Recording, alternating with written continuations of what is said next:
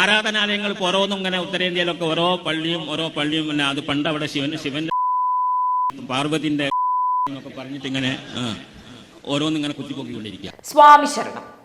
മലപ്പുറം അരീക്കോട് നടന്ന ആദർശ സമ്മേളനത്തിൽ ഹിന്ദു ദേവീ ദേവന്മാരെ ലൈംഗികമായി അധിക്ഷേപിച്ച നമ്മുടെ സംസ്ഥാന നേതാവ് ഉമർ ഫൈസി മുക്കത്തിന് ഇപ്പോ ഇരിക്കപ്പുറതിയില്ല എന്നാണ് അറിയാൻ കഴിഞ്ഞത്.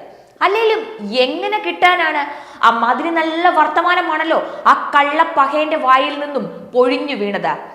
മഹാദേവനായ ശിവനെയും പാർവതിയെയും അവഹേളിച്ചുകൊണ്ട് ഇവന്മാരുടെയൊക്കെ പേക്കൂത്തിന് ആര് മറുപടി പറയാനാണ്? ആരാണ് ഇതിനൊക്കെ ഒരു കൂച്ചുവിലങ്ങിടുക? ഇത്തരം ഒരു പരാമർശം നടത്തിയത് ഒരു ഹൈന്ദവനായിരുന്നുവെങ്കിലോ? പൊളിച്ചു.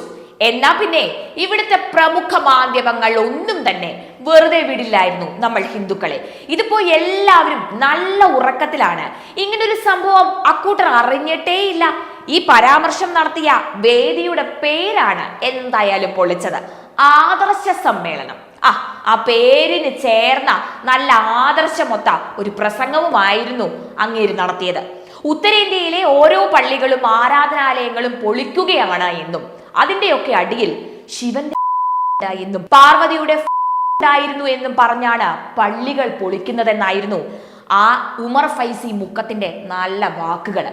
കോടതിയെ വരെ അവഹേളിക്കുന്ന തരത്തിലുള്ള വാക്കുകൾ ആ പ്രസംഗത്തിലുണ്ടായിരുന്നു. ഈ പരാമർശം വിവാദമായതോടുകൂടി വിശ്വ ഹിന്ദു പരിഷത്ത് അടക്കമുള്ള ഹൈന്ദവ സംഘടനകൾ രംഗത്തെത്തിയിരിക്കുകയാണ്. ശക്തമായ പ്രതിഷേധവുമായിട്ടാണ് വിശ്വ ഹിന്ദു പരിഷത്ത് രംഗത്തെത്തിയിരിക്കുന്നത്. വിശ്വ ഹിന്ദു പരിഷത്ത് സംസ്ഥാന ജോയിന്റ് സെക്രട്ടറി അഡ്വക്കേറ്റ് അനിൽ വിളയിലിന്റെ വാക്കുകളിലേക്ക്. ഹിന്ദു ദൈവങ്ങളെ അവമതിപ്പുണ്ടാക്കുന്ന രീതിയിൽ പറയുകയും അവരെ മോശമായി ചിത്രീകരിക്കുകയും ചെയ്യുക എന്നുള്ളത് ഇന്ന് ഇസ്ലാമിക വിഭാഗത്തിലെ മതപണ്ഡിതന്മാർ എന്ന് അവകാശപ്പെടുന്ന ചില വ്യക്തികളുടെ ഒരു കൗതുകമായി മാറിയിരിക്കുകയാണ്. കഴിഞ്ഞ ദിവസം മുക്കം ഫൈസി എന്ന് പറയുന്നൊരു മതപണ്ഡിതൻ ഹിന്ദു ആരാധനാമൂർത്തികളിലെ ഏറ്റവും പ്രബലനെന്ന് വിശേഷിപ്പിക്കാവുന്ന ശിവഭഗവാനെയും പാർവതീദേവിയെയും വളരെ അശ്ലീലകരമായ രീതിയിൽ പരാമർശിച്ച ഒരു പ്രസംഗം നടത്തുകയുണ്ടായി. കേരളത്തിലെ മുഖ്യധാരയിലുള്ള ഒരു വ്യക്തി പോലും അതിനെതിരെ അപലപിക്കാനോ അദ്ദേഹം പറഞ്ഞ കാര്യങ്ങൾ തെറ്റാണെന്ന് പറയാനോ തയ്യാറായിട്ടില്ല. നമുക്കറിയാം, തങ്ങളുടെ മതബിംബങ്ങളെയോ തങ്ങളുടെ മതപ്രവാചകന്മാരെയോ മോശമായി ചിത്രീകരിക്കുന്ന ഏത് പ്രവണതയും ശാരീരികമായി നേരിടുന്നൊരു വിഭാഗമാണ് മുസ്ലിങ്ങൾ. കേരളത്തിലെ ജോസഫ് മാഷിന്റെ കയ്യും കാലും ഒക്കെ വെട്ടിയ കഥ അത്തരത്തിലുള്ള ഒരു ചെറിയ നിസാര സംഭവത്തിനെ തുടർന്നുള്ളതാണ്. പക്ഷേ ഹിന്ദു ആരാധനാമൂർത്തികളെ ശിവഭഗവാനെയും ശ്രീകൃഷ്ണനെയും ഒക്കെ തന്നെ എത്ര ഹീനമായ രീതിയിൽ വിമർശിക്കാനും എത്ര ഹീനമായ രീതിയിൽ അവരെ അപഹാസ്യരാക്കാനുമുള്ള ഈ ശ്രമങ്ങൾ അവർക്ക് യാതൊരു മടിയുമില്ലാതെ ചെയ്തു വന്നുകൊണ്ടിരിക്കുകയാണ്. അത് ഇന്നോ ഇന്നലെയോ തുടങ്ങിയതല്ല, കുറേ കാലമായിട്ടുള്ളതാണ്. കേരളത്തിലെ പോപ്പുലർ ഫ്രണ്ട് നിരോധനത്തിന് ശേഷം ഒന്ന് ശമനം കിട്ടിയിരുന്ന ഇസ്ലാമിക തീവ്രവാദ പ്രവർത്തനങ്ങളെ കഴിഞ്ഞ കുറേ ദിവസമായി വീണ്ടും തലപൊക്കുന്നൊരു പ്രവണത കാണാൻ സാധിക്കുന്നുണ്ട്. മലബാർ മേഖലയിൽ മെക്സ് 7 എന്ന പേരിൽ രാവിലെ പ്രഭാത ശാരീരിക വ്യായാമ മുറകൾ പരിശീലിപ്പിക്കുക എന്ന രീതിയിൽ പോപ്പുലർ ഫ്രണ്ട് വീണ്ടും തലപൊക്കുന്നു. അത് പറഞ്ഞത് വിശ്വ ഹിന്ദു പരിഷത്തോ രാഷ്ട്രീയ സ്വയംസേവക സംഘമോ ഒന്നുമല്ല. കേരളം ഭരിക്കുന്ന പാർട്ടിയുടെ പ്രബലനായ ഒരു നേതാവാണ് പറഞ്ഞിരിക്കുന്നത്. പോപ്പുലർ ഫ്രണ്ടിന്റെ നേതൃത്വത്തിലാണ് മെക്സ് 7 എന്ന് പറയുന്ന ഒരു സംവിധാനം ഇന്ന് വളർന്നു വരുന്നതെന്ന്.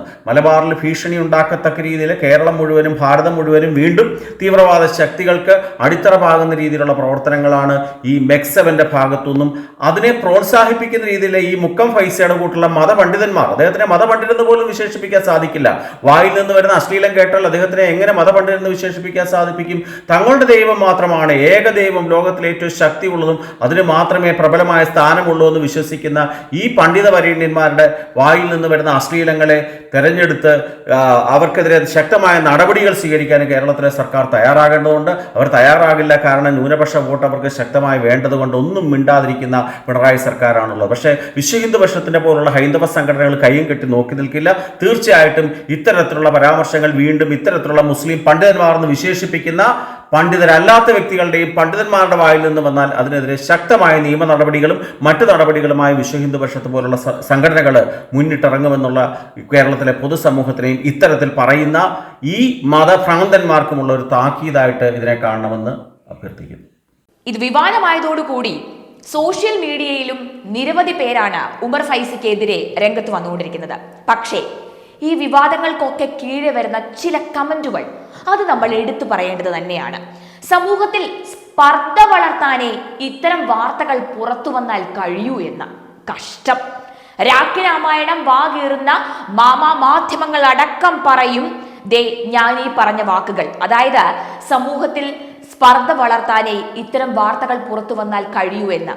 എന്തിനാണ് ഹിന്ദുക്കൾ ഇങ്ങനെ സ്പർദ്ധ വളർത്തുന്നത് എന്ന്.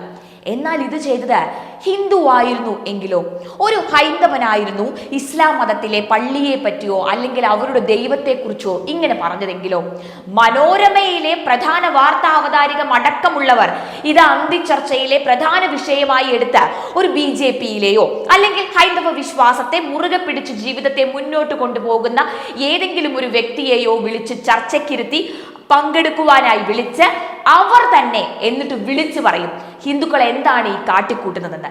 ഇസ്ലാം മതസ്ഥരുടെ പള്ളി തടഞ്ഞു വച്ച് നിങ്ങൾ എന്താണ് ഈ പ്രാർത്ഥിക്കുന്നത്, എന്തുദ്ദേശത്തോടു കൂടിയാണ് നിങ്ങൾ ചെയ്തതെന്ന് ഈ പ്രധാന അവതാരകർ അടക്കം വിളിച്ചു പറയും. തീവ്രവാദം ആണ് നിങ്ങൾ ഈ കാട്ടിക്കൂട്ടുന്നത് എന്നടക്കം അവർ പറയും. നമ്മൾ രാമക്ഷേത്രം ഉയർന്നപ്പോൾ ന്യായം നമ്മുടെ പക്ഷത്തായിരുന്നിട്ട് പോലും ഇവരൊക്കെ എന്താണ് വിളിച്ചു കൂവിയതെന്ന് കേട്ടതാണ്. ഇതിപ്പോൾ മുസ്ലിങ്ങളുടെ വിഷയമാണ്. അവർക്കെതിരെ ഒരു മാധ്യമങ്ങളും വാ തുറക്കില്ല. അതാണല്ലോ നമ്മൾ കണ്ടുകൊണ്ടിരിക്കുന്നത്. എന്തിനേറെ പറയുന്നു, 1-2 മാധ്യമങ്ങളിൽ മാത്രമാണ് ഇത്രയേറെ വിവാദമായ ഒരു വാർത്ത റിപ്പോർട്ട് ചെയ്തിട്ട് പോലും അത് വന്നത്. ഇത് നേരെ തിരിച്ചായിരുന്നുവെങ്കിൽ കാണാമായിരുന്നു ഇവരുടെയൊക്കെ കളി, ഈ മാധ്യമങ്ങളുടെ ഒക്കെ കള്ളി പുറത്തു വന്നേനെ. ഹൈന്ദവ ക്ഷേത്രങ്ങൾക്ക് മുകളിലാണ് മുസ്ലിം പള്ളികൾ ഓരോന്നും ഉയർത്തിയിരിക്കുന്നത് എന്ന് ഈ ബംഗ്ലാദേശ് വിഷയത്തിൽ അടക്കം പറഞ്ഞപ്പോൾ ഈ പറഞ്ഞ പ്രധാന അവതാരകർ പറഞ്ഞതാണ്, എന്തിനാണ് നിങ്ങൾ ഹിന്ദുക്കൾ ഇതൊക്കെ ഇപ്പോൾ കണ്ടുപിടിച്ച് കൊണ്ടുവരുന്നത്, അത് സമൂഹത്തിലൊക്കെ വിള്ളലല്ലേ ഇപ്പോൾ ഉണ്ടാക്കൂ എന്ന്. എന്ത് പറയാനാണ്, ജിഹാദിസത്തിന് കൂട്ടുപിടിക്കുന്ന മാധ്യമങ്ങൾ മാധ്യമങ്ങൾ ആയിരിക്കുന്നു എന്ന് പറയാതെ വയ്യ. ഇനിയും നമുക്ക് പ്രതീക്ഷിക്കാം ഇതുപോലെ പലതും ഇവരുടെയൊക്കെ വായിൽ നിന്ന്.